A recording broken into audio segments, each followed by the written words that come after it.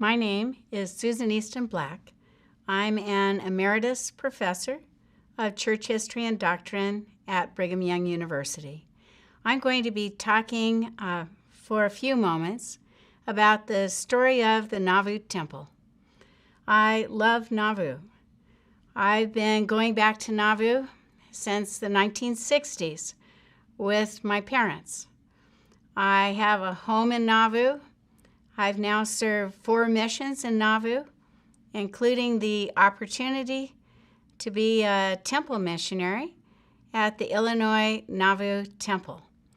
So with that, I felt so privileged to be asked by Education Week to be able to speak on the story of the Nauvoo Temple.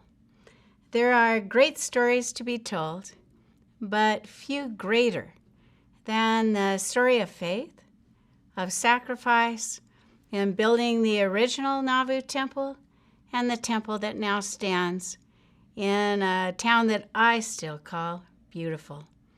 Well, everyone, with that as a background, here goes. The story of the Nauvoo Temple, you can't really talk about it without doing a little bit of a background. As you see the visuals that have been prepared that are artistic, they were done by my husband, George Durant. I know you probably, if you know George, you know that he's a great speaker, writer, but you're about to learn this hour that he's also an incredible artist. So the story of the Nauvoo Temple, as told by me, Susan Easton Black, with visuals by somebody better than me, my husband, George. To learn about the Nauvoo Temple, of course, you need to have a testimony that you know that Joseph Smith is a prophet of God. Joseph Smith, we know, in Palmyra, New York, was concerned about, and he had experienced confusion about which church had the truth.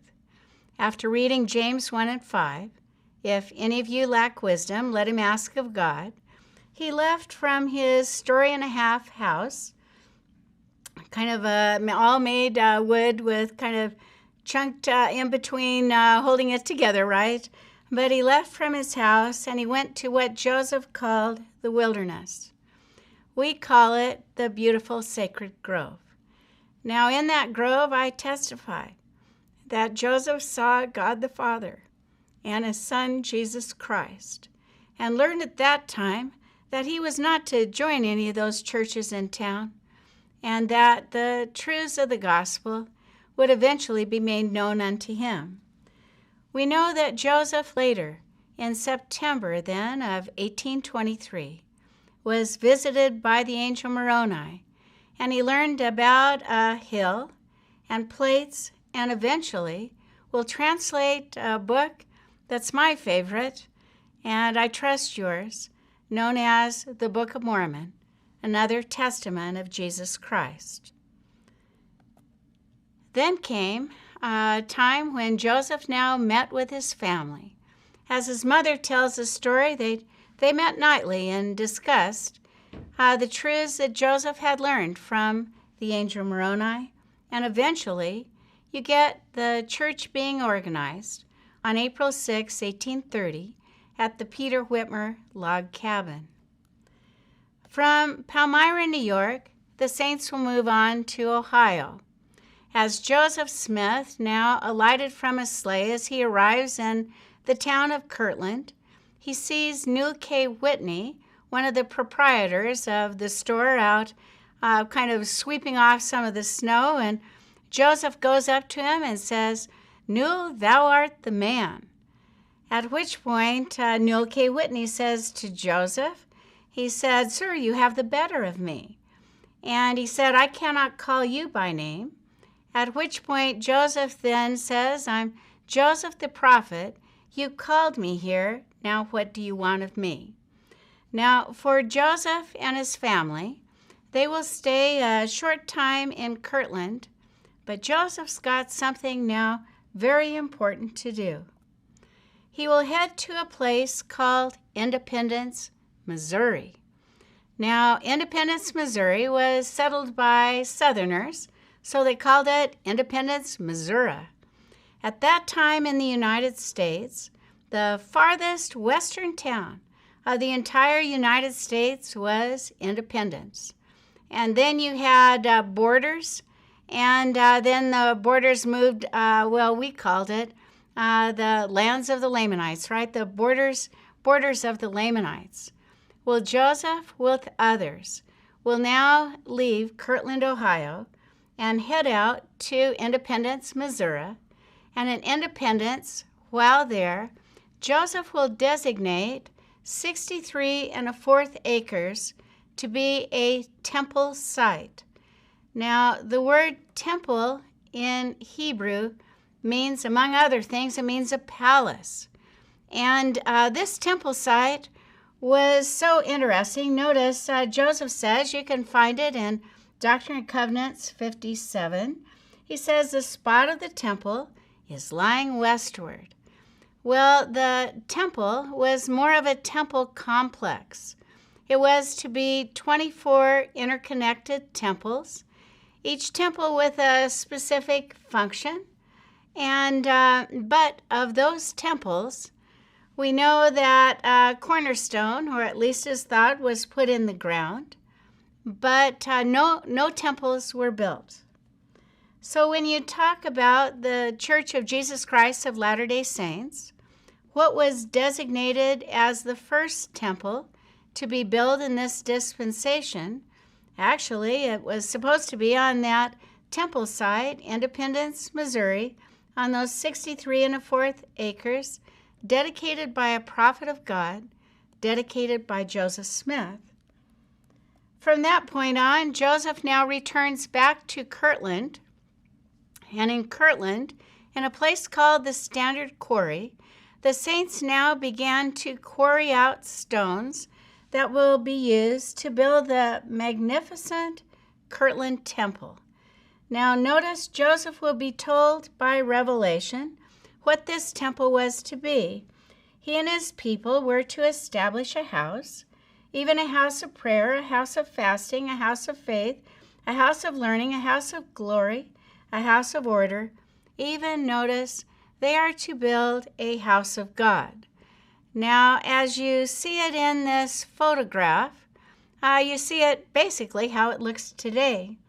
But the saints are basically building a house of God, a temple to the Lord. So early saints back then, when they arrived in Kirtland, many of them lived in log houses, and then when their financial situation improved, they'd whitewash their houses, and if they had lots of money, they could splash their houses with color, much like, say, the John Johnson farmhouse there in Hyrum, Ohio. So the Kirtland Temple, as the saints built and ultimately dedicated by the prophet Joseph, it had a red roof, it had blue casings around the windows, and green doors. Well, on the day of dedication, it was a glorious day in March of 1836. It had taken the saints years to complete the beautiful Kirtland Temple. And on the day of dedication, there will be a Hosanna shout. Hosanna meaning God save us, or God save us now. As part of the dedication, Joseph Smith will read section 109 of the Doctrine and Covenants, which is the dedicatory prayer. We also know on that occasion that W. Phelps has written a hymn that will be sung.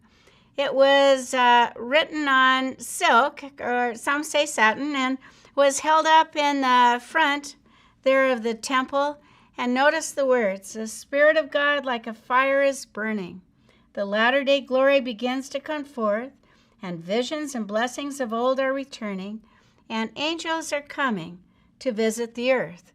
Well, indeed, would you call them angels? On April 3rd, 1836, we know in section 110 that the Savior, Jesus Christ, came, and he will accept this temple, obviously, as the house of the Lord. And then we also know that coming to the temple will be Moses with the keys of gathering, Elias, who has the keys of the covenant of Abraham. And then we know that Elijah will come to seal the hearts or turn the hearts of the fathers to the children and the children to the fathers. Now, in that Kirtland Temple, there was much talk of the word endowed. From the time the saints left Palmyra to go to the Ohios, they were told they would receive an endowment from on high. In the Kirtland Temple, we can trace that several of the men, particularly those in leadership positions in the church, did receive a type of endowment. Today, we might call it an anointing, initiatory, a preparation for receiving the fullness of the endowment. The saints will leave from Kirtland, Ohio, without receiving the fullness of the endowment. The next temple we're looking at was to be built in far west Missouri. So notice what we've learned so far. We've learned that in Missouri, in Independence, 24 type of almost a temple complex of interfaced temples. And then we know a temple was built in Kirtland, but we fled from that because of persecution. The next time they were told to build a temple or a house of the Lord was in a place called Far West, Missouri. Notice it's in Doctrine and Covenants, section 115. It's in the very section that we get the official name of the Church of Jesus Christ of Latter-day Saints. Now, in Far West, in that very same section, the Lord commanded Joseph, I command you to build a house unto me. In other words, here goes again.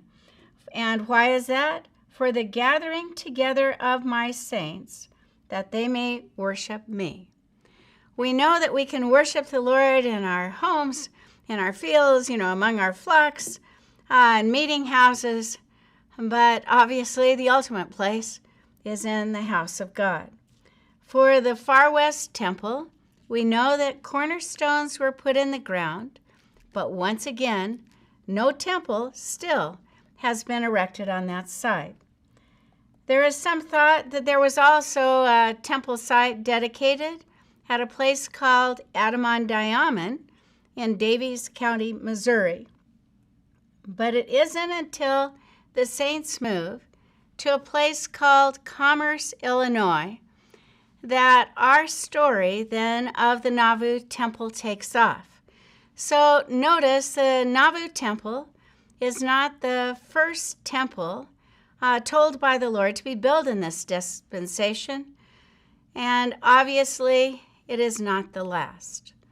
Well, as the saints moved to Illinois, after going to a place called Quincy, they will move then upriver about 45 miles to a place that's been known by many names, from Venus to Commerce, and today we call it Nauvoo. The very first Latter-day Saint to move to Commerce/Nauvoo was on May 10th, 1839, and it was the prophet Joseph Smith with his wife Emma and his family. They will live in a place that you're now seeing there that we refer to today as the Joseph Smith homestead. Now, as they arrived in town, part of Nauvoo, there is a swamp. And it's because you get the runoff from the bluff, as well as there's a lot of rain in Nauvoo. There's the river floods. And as the saints now moved to Nauvoo, there was a lot of what you would call sick and dying. And, all right. So sick and dying in Nauvoo, there was so much sick and dying that for Joseph Smith, he described that he lived in the homestead that we just saw for about 2 weeks, and then he and his family moved outside of the house so that their house could be used as a type of makeshift hospital, that there was so much sick and dying. What are they ill from as the saints now follow their prophet to commerce? The answer is many, they'll write they're suffering from a strange fever. They don't know how to describe it. Eventually, we know that they were suffering from an illness called malaria. Notice when you take that word and divide it apart as mal, meaning bad air. They literally, some of them thought if you could get to the second story, you could get above the smell of the swamp and get above the bad air. There was so much sick and dying as the saints moved there. Some of the early saints will write in their journals that it was much easier to live in Missouri under an extermination order than where they could see actually the sheen of the swords and the muskets, whatever it was being held by an enemy, than it was to know what they were suffering from in this new location. Joseph will ask the saints to begin digging ditches. In other words, drain the swamps, clear the land, let us be able to use the land to build houses, to farm, but in the meantime, very hard to eradicate the problems of illness and death. There were funerals, and we all know that if you want to stop your ward at any point, wedding, yeah, that might do it, but a funeral, oh, that's somebody you've known and loved, and for sure you go all out, and everybody wants to be there, right? And so there was so much sick and dying in Nauvoo that Joseph asked the saints if they would basically hold funerals twice a week. And so funerals were held on Monday and Thursday in this town of commerce / Nauvoo. Now, you couldn't always count that, say, Joseph would be the speaker on Sunday. But what you can count is that he's going to be a speaker at funerals. And for the funerals that were written down, what you begin to learn at these funerals is that Joseph begins to introduce what we call temple work. He talks about such things as families that can be together forever, and that husband and wives can be together forever. And these funerals, there's a great sense of hope at these funerals. Now, for Brigham Young, as he listened to the prophet Joseph, he described his feelings about it. He said, Joseph took heaven, figuratively speaking, and brought it down to the earth. And he took the earth and brought it up and opened up in plainness and simplicity the things of God. So I would dare say if we had lived back at that time, whether you knew who had died between Monday and Thursday or Thursday and Monday, you'd want to go to the funeral. Because what could you guarantee? You could guarantee that Joseph, when he spoke, he could take heaven, he could take heaven figuratively speaking, and obviously then bring it down to earth and the earth up and open up with simplicity, plainness, these wonderful things of God. Now, of all of the funerals that is most remembered was a funeral held on August 15th, 1840. Obviously, they were burying many people who had died. One of the persons who had died and was being buried on August 15th, 1840, was a man named Seymour Bronson. Seymour Bronson had served in the High Council there in Far West. You remember Far West, we were going to build a temple. Seymour Bronson had been a type of guard for the prophet Joseph. He'd helped with cattle, and he was one of those that had died. Now, in that funeral sermon that Joseph spoke, one of the accounts says that Joseph begins to quote scriptures. And what he quotes, if the dead rise not at all, why are they then baptized for the dead? And suddenly we look and we go, oh, he said it. baptized for the dead. One of the persons who was burying a loved one on that occasion, on that August 15th, 1840 funeral, was a mother whose name was Jane Nyman. She was baptizing her 9-year-old son, Cyrus Livingston Nyman. And Cyrus had been too ill. He hadn't been baptized before. Jane now listened to the prophet's sermon on that occasion. She grabbed a priesthood man next to her named Harvey Olmsted and said, "Take me to the Mississippi and baptize me for my deceased son." Now, it is not known what Harvey Olmsted said on that occasion, and I think we'd all pause and go, wait a minute, woman being baptized for a male, I'm not quite sure. But that then stood as the first baptism for the dead in this dispensation. Now, the impact was just electric. And, for the prophet Joseph, he begins to send word out about baptisms for the dead. In a revelation, you have a voice of gladness, glad tidings for the dead, a voice of gladness for the living and dead, glad tidings of great joy. Now, in that time period in which they lived, it was a time period in which many lost children young, from childbirth on up. In fact, if you were to look at the most typical death in Nauvoo, it's a mother of childbearing years and her child. And so when you announce that the dead can be baptized and done by proxy, truly it is a voice of gladness, glad tidings. Also in the Doctrine and Covenants, in relationship to that, we are told, "Brethren, shall we not go on in so great a cause? Go forward, not backward. Courage, brethren, on and on to the victory."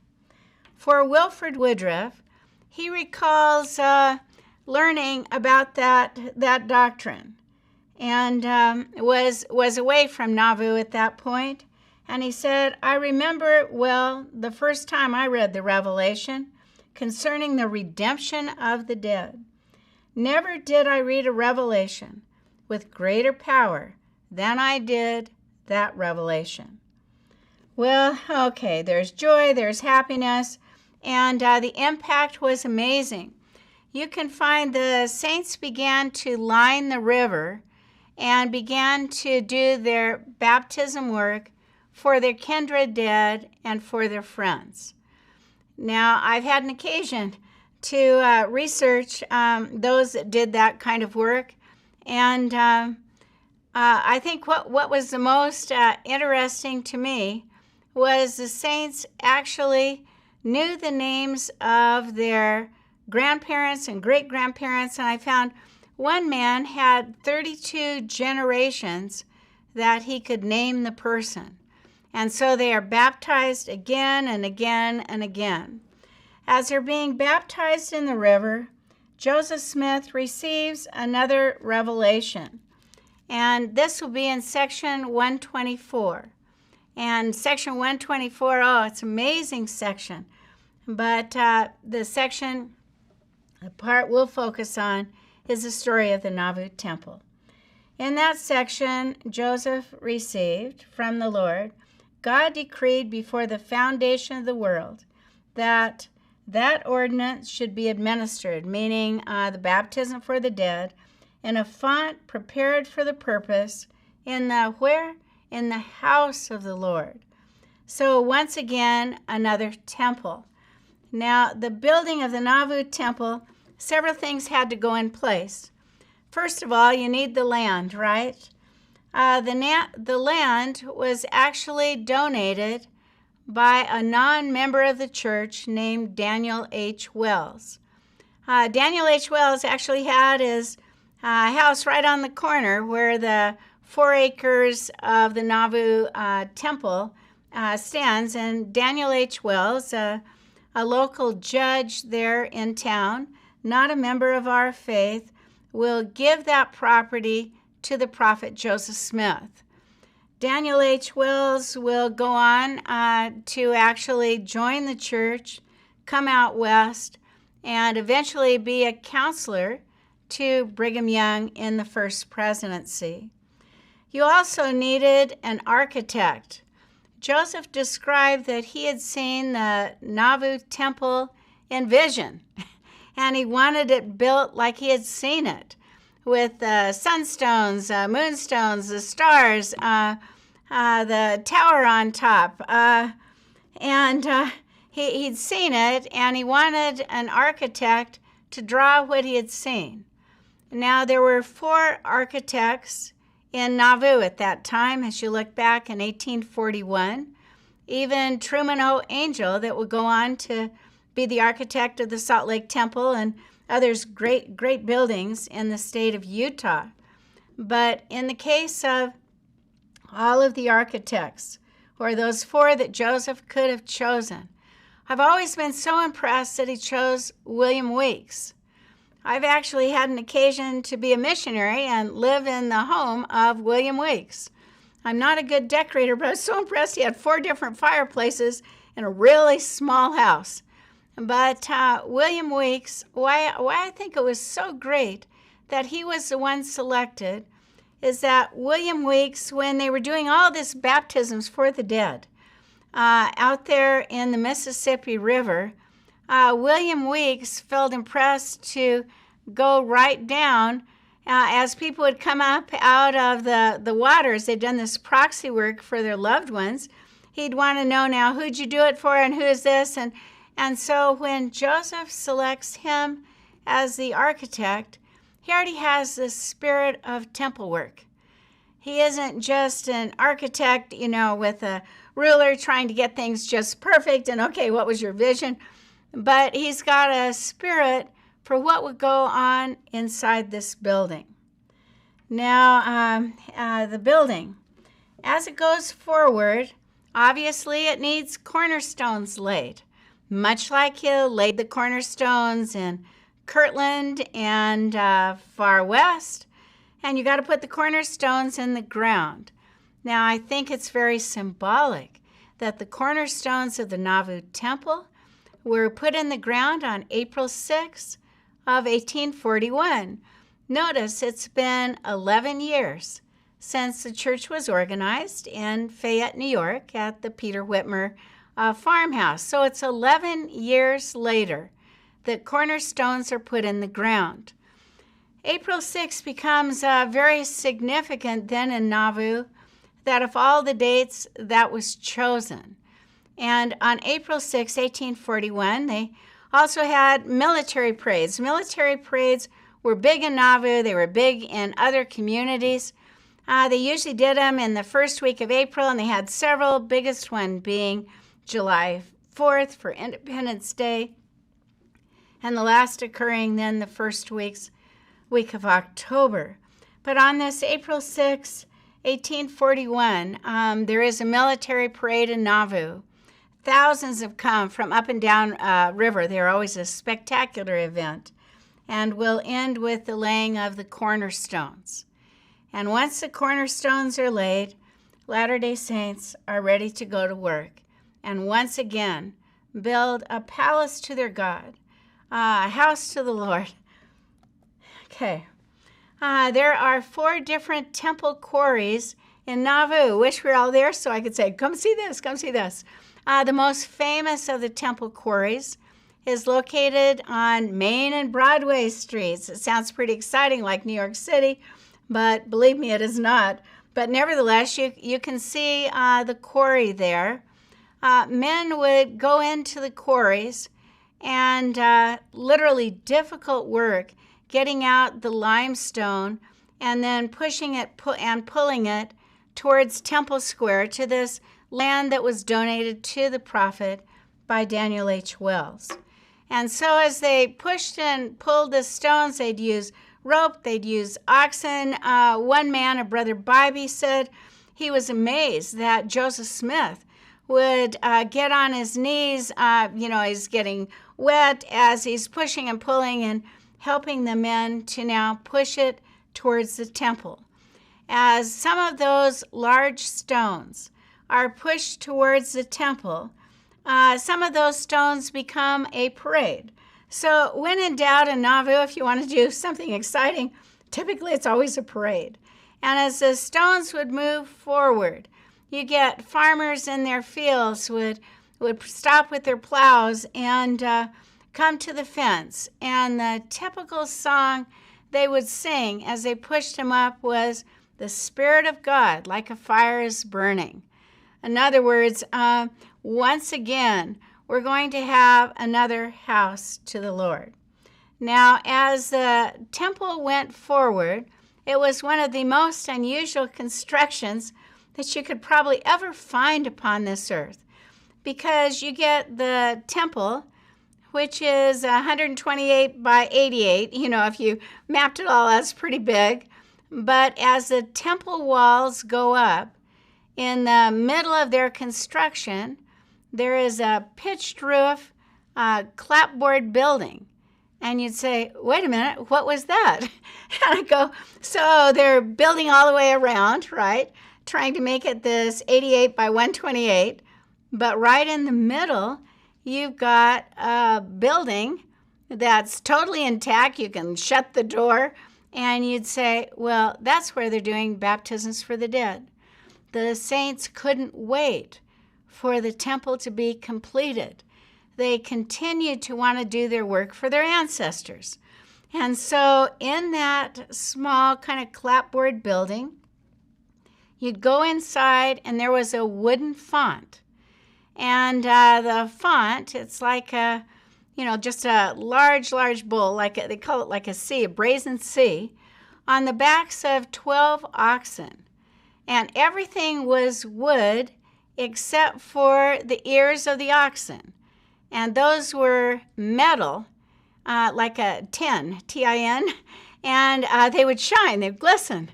And at one point when they were rebuilding the Nauvoo Temple, I was asked by one of the architects, what do you think about the font? And I go, oh, well, okay, you can do it stone, but you got to have shiny ears on the oxen.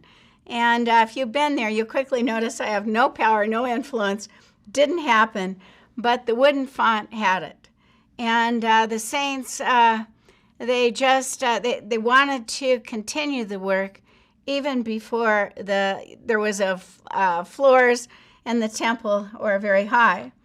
Adding to it, we turn our attention to the prophet Joseph. Joseph Smith had a store on a street called Water Street. The store is now a reconstruction done in 1980. You'd say it's one of 38 general stores they had in Nauvoo when the prophet lived there. Would I have shopped at other stores besides his? Oh, sure, I'm a shopper. But the part of the store that's so significant is the second story. In that second story, you've got some just huge events happen. You've got relief societies organized, and I, for one, am so grateful. And you also have the book of Abraham is translated, and it will be in that second story that the first endowments, the fullness of the endowment, will be given. So if you're looking for a place of sacred space, for sure that's one of them, right? So Joseph Smith, prior to May 4th of 1842, will contact Mary Elizabeth Leitner, and it's Rollins Leitner. It's got a long name.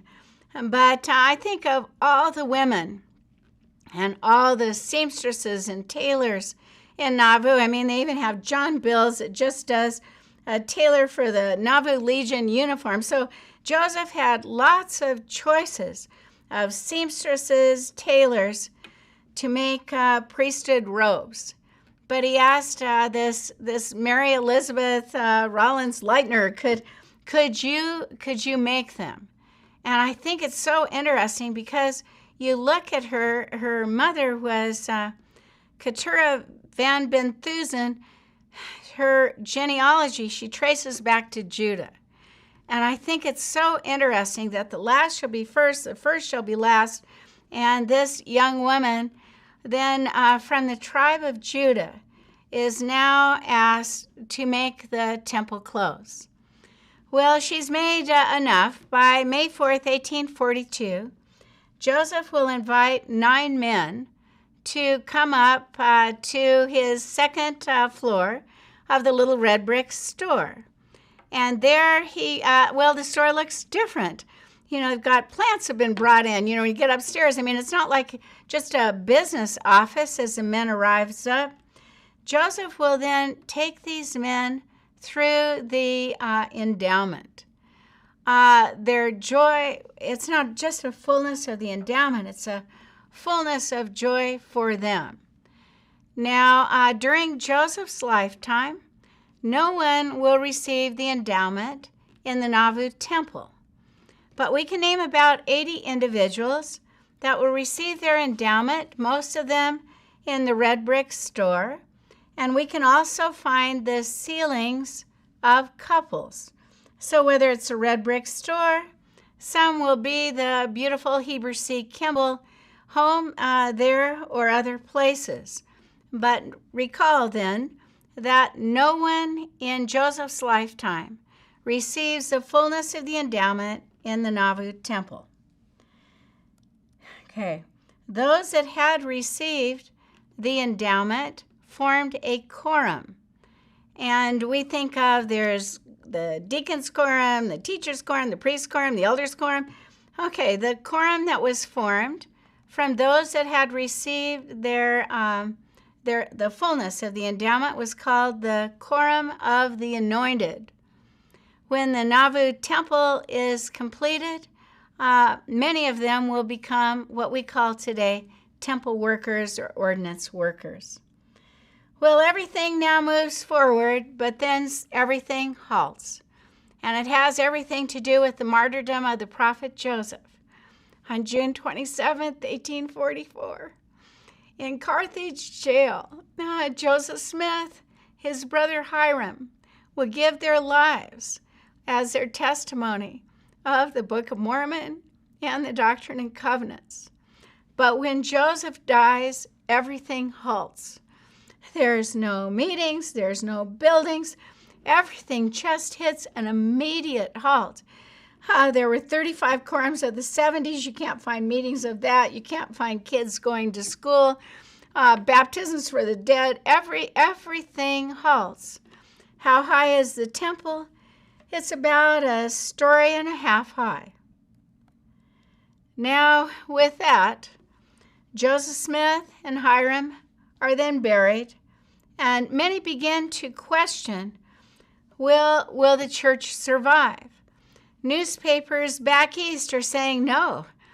Joseph's dead, the church is dead. Some of our saints as far away as Pennsylvania and Nauvoo actually started wearing black bands on their arms to recall the martyrdom. You can find as far away as England, they're still holding church in memory of Joseph, and while the plans they'd seen, but they're covering their sacrament tables with black and black on their windows. In other words, great sadness. We turn our attention to an incredible man named Brigham Young, who stood about 5 feet 10, red hair, freckles, and I think the temperament that goes with that kind of look. Brigham Young knows that before he and 10 members of the 12 had left Nauvoo to serve a type of political volunteer missionaries, that Joseph has given them the keys to bear off the kingdom. Brigham Young, notice Joseph dies June 27, 1844. Brigham Young is back in August of 1844. Brigham Young has a plan, and it's a huge plan. His plan is we're going to change the name of this town. And the name of the town is, he changes it to City of Joseph. So notice the names we already know of this town. I mean, it was Venus, it was Commerce, it was Nauvoo, and as Brigham Young returns, it will officially be the City of Joseph. Another plan he has is that we will build and complete the Nauvoo Temple. Now notice the temple is a story and a half high, but he will pull men off other public works such as the Nauvoo House, and nothing seems as important to him as completing that temple.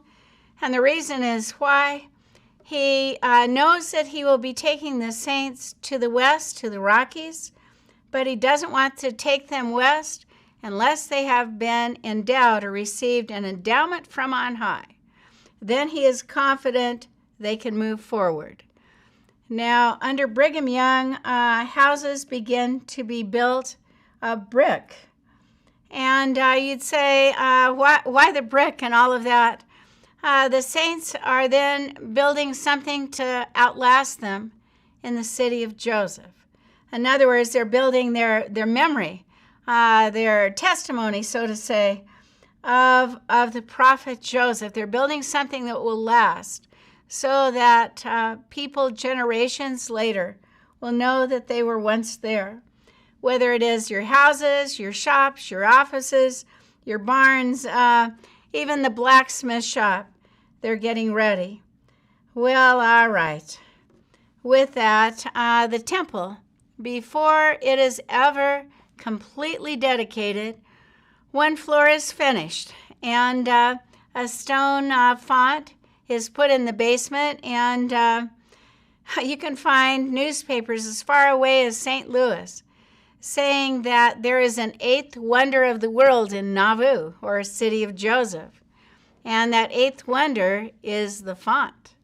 Well, all right. The temple will now be open, the third floor, for endowments. Now, endowments will occur from December 10th of 1845 through February 3rd of 1846. So notice it's a pretty short window. It's not quite 2 months. And you get not quite 6,000 people will go through to receive their endowments. Now, as they do so, the temple work goes under the direction of the 70s. Now, at that time in Nauvoo, there were 35 quorums of 70s. The senior president was Joseph Young, Brigham Young's brother, and the main secretary of the quorums was a man named John D. Lee. Yes, it's the same John D. Lee of infamous fame for Mountain Meadow Massacre. But at this point, Joseph Young now indicates that as they go into the temple, they will go in companies. As you and I attend the temple, perhaps we go as individuals, as families, as friends, but when they went as companies, and they went as quorums. Now, when they went as quorums, they went with their, the man, his wife, and older children. And so you'd say, well, the first day, December 10th, obviously you've got Quorum of the 12 and the main leadership of the church, and then you start just ticking them off, and you look at the days that the temple was opened from December 11th through that February, and you'd say, yep, that's the first quorum of the 70s and their families, and the second quorum, and they're receiving, and then finally you come to February 4th, 1846, and the great exodus from Nauvoo will begin. Now, that exodus, for Brigham Young, it's flee Babylon by land or by sea. In other words, leave the United States, we're leaving. But you'd say, well, what about the temple? Was it ever really finished? And I go, oh, sure. It's dedicated. Who's your man? Well, Orson Hyde. Orson Hyde's always the kind of mop-up man. He's kind of the last apostle, leaving Nauvoo, charged to finish the temple. When you get the saints out in winter quarters, and then Council Bluffs in Iowa, who's the last apostle, kind of the same thing, finishing up. Some refer to him like as a sweeper. He's kind of gathering the faithful, and moving towards the west. So there will be a final dedication of that temple. Well, as the saints have abandoned the temple, what happens to it? Well, the story is so interesting. You get, there is a great wind, and the great wind occurs in 1850, and there had been fire set to the temple. There's been lots of problems, and the great wind, suddenly the walls literally start coming down. And then you get three sides of the temple coming down, and finally in 1865 you get a city council there in Nauvoo will make the decision that it's too dangerous on Temple Square. We're going to remove the last remaining walls. Now, in houses in Nauvoo, I love to walk the streets, and I walk along and I go, oh, I can tell they used temple stone as part of their foundation, or it's in their walls someplace. The one building in town that is completely made of old temple rubble will be the old Nauvoo jail being featured here. Well, time passes. We know that the final capstone was placed on the temple on May 24th, 1845. But then we look at Nauvoo. What happens to a town that at one point in the United States government, they were talking about, we may move Washington, D.C. to Middle America so we're more central than way off where Washington, D.C. is located. And one of the places being mentioned was actually Nauvoo. Well, Nauvoo passes and becomes pretty dilapidated, according to B.H. Roberts. And you'd say there used to be just this bustling community of thousands. And there were businesses on Main Street and Water Street and Mulholland. And suddenly, with the temple down, the Mulholland Street you see featured here extended one more block. And so if you didn't know where the Nauvoo Temple had stood, it was now covered by an Icarian, kind of like an assembly hall. You've got a match factory, you've got shoes, you got a couple of apartment houses, and it's just like Mulholland extends one more block, and the temple, a thing of the past. Although it was like that in Nauvoo, it certainly wasn't like that in Utah. In Utah, when we began to hold fast and testimony meetings, Brigham Young asked that if you had known the prophet Joseph, that you were to stand and bear your testimony. And so people out west, in the Intermountain West, all over at fast and testimony meetings, they'd stand up, they'd talk about the prophet Joseph, they'd talk about their faith, their sacrifice to build their houses. They even left a brick house. But then they would talk about, but the Nauvoo Temple, the palace, the house to the Lord, and the temple just became just a magnificent, as people in their minds remembered days gone by. Well, as people began to think about Nauvoo, and they began to realize that many of those that have known the prophet Joseph Smith were dying, and stenographers are now running around trying to capture how did he look, what do you remember about Nauvoo, and writing it. The decision was made, let's hold a conference in Nauvoo, and let's take several of those that had known the prophet Joseph, and they can kind of show us where things were. Well, they went back to Nauvoo, and it's in October 1905. And as they got back there, they walked around the flat part of the community. They call it the flats and the bluffs up on the hill. And, they had a hard time finding their houses, let alone they couldn't find the Nauvoo Temple and where it was. And there was an older woman that came down and stopped one of the men, whose name was Lauren Farr, and said to Brother Farr, what are you doing here? And he said, well, we used to live here. And she said, won't you come back? I remember when Nauvoo was beautiful. And for Lauren Farr, he believed he received a revelation that we would go back. And he kind of turned the demeanor of this whole conference and got real excited, came back, and he made an appointment to see Joseph F. Smith and told him we're going back. And Joseph F. Smith said, do you not realize how large the church is now?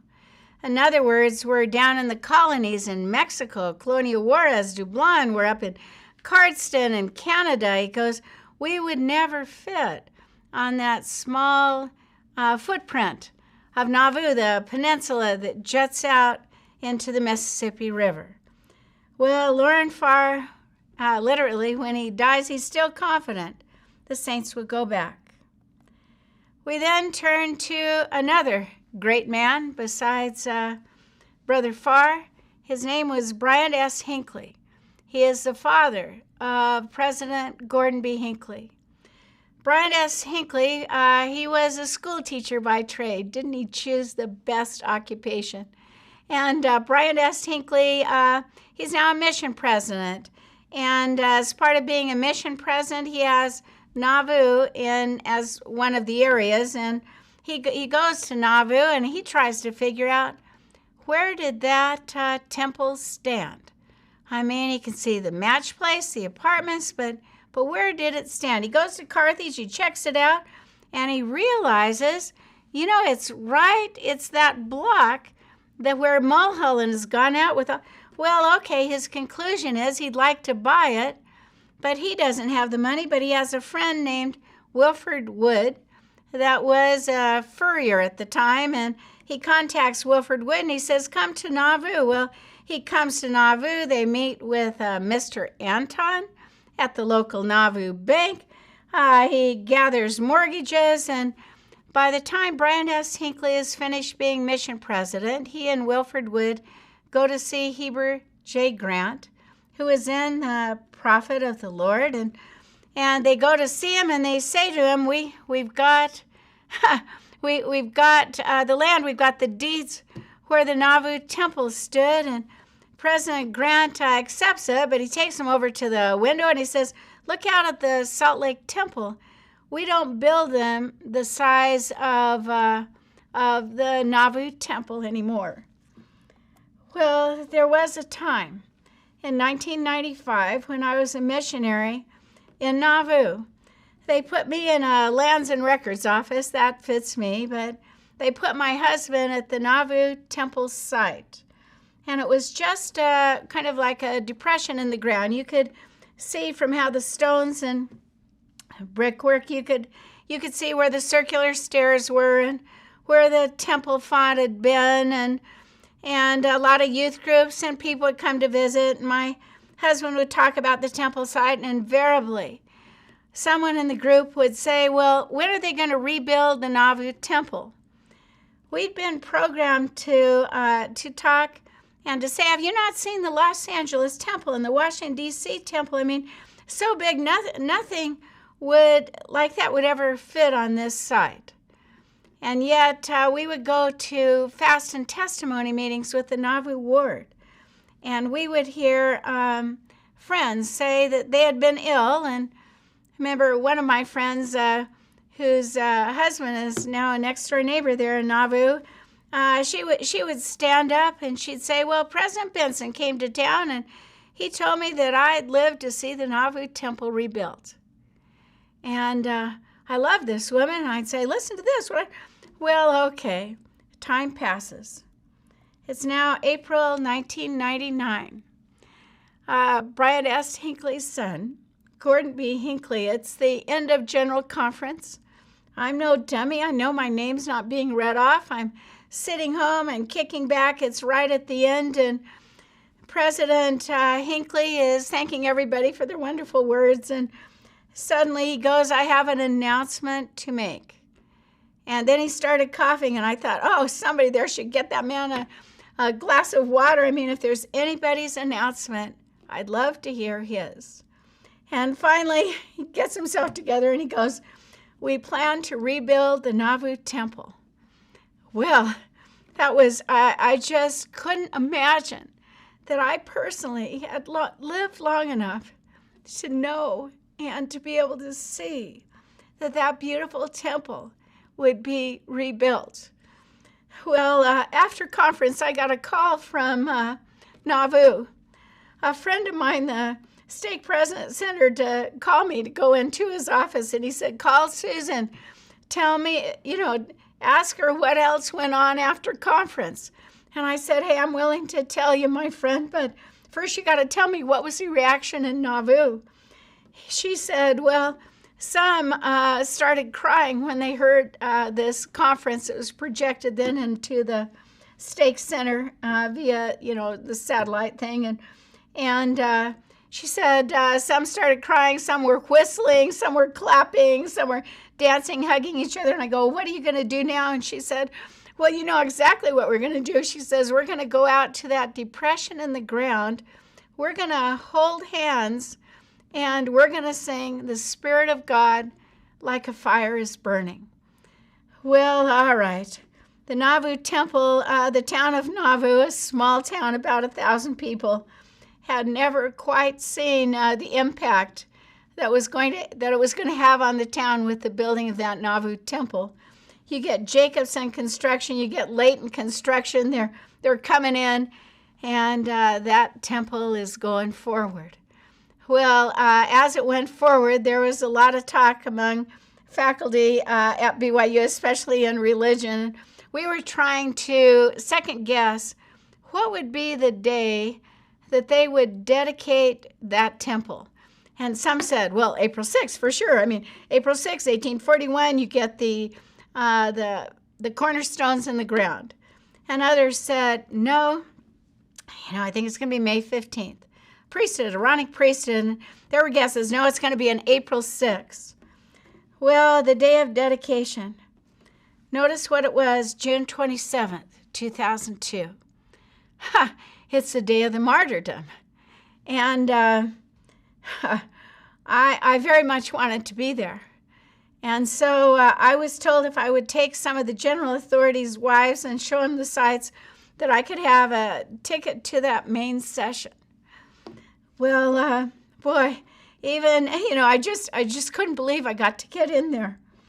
So the day of the dedication, it's being broadcast throughout the entire world. I mean, people are gathered together in stake centers, and people have white handkerchiefs, and Gordon B. Hinckley is there. He's about to dedicate it. And you've got the choir. They're going to sing Praise to the Man. Obviously, they'll sing the Spirit of God, but praise to the man. And praise to the man who communes with Jehovah. And I think that's so interesting because W.W. Phelps, that was his funeral eulogy of the prophet Joseph Smith. Well, as President Hinckley spoke, he spoke about Thomas Ford. And I thought it was so interesting. Thomas Ford has written one of the most boring books I've ever read. And, I think I've done my share of boring books, but his was really up there. But in one of his book on the history of Illinois, he writes about his 3 great fears. One is that the name of Joseph Smith will be kept alive. And I personally want to thank all of you great returned missionaries, seminary teachers, Sunday school teachers, all of you that have shared your testimony with family and friends about the prophet Joseph Smith. The next great fear that Thomas Ford writes about is that he is concerned that no-name places, like Palmyra and Nauvoo, will be known by people everywhere. And obviously they're talked about all over the world. And his last great fear was that some great speaker would link his name with people like Pontius Pilate and Herod.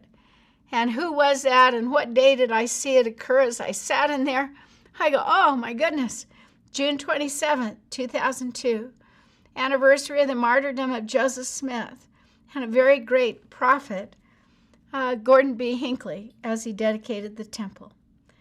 Well, praise to the man. Praise to the man who communes with Jehovah. Jesus anointed that prophet and seer.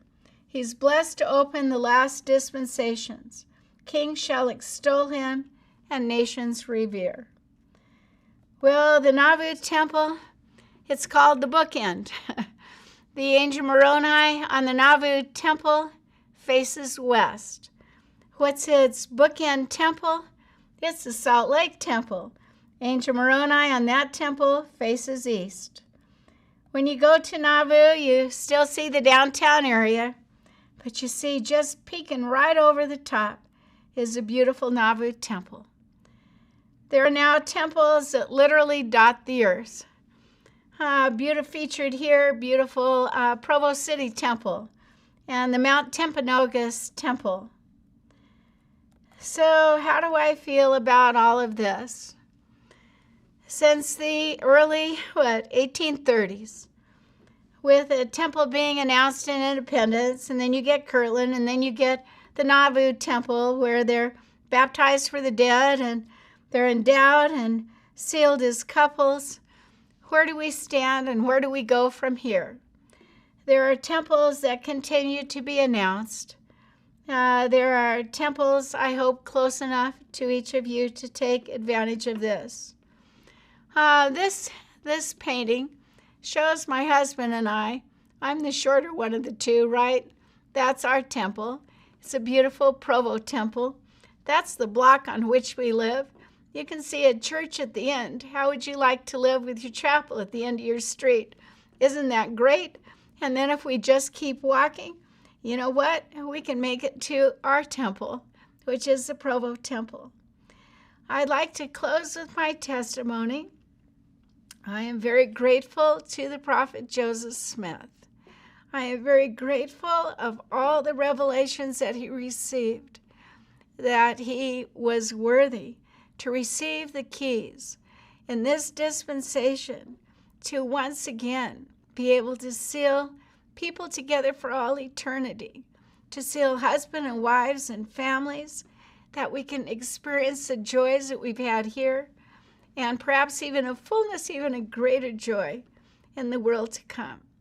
May we all participate in gathering Israel on both sides of the veil. And I say this humbly in Jesus' name, amen.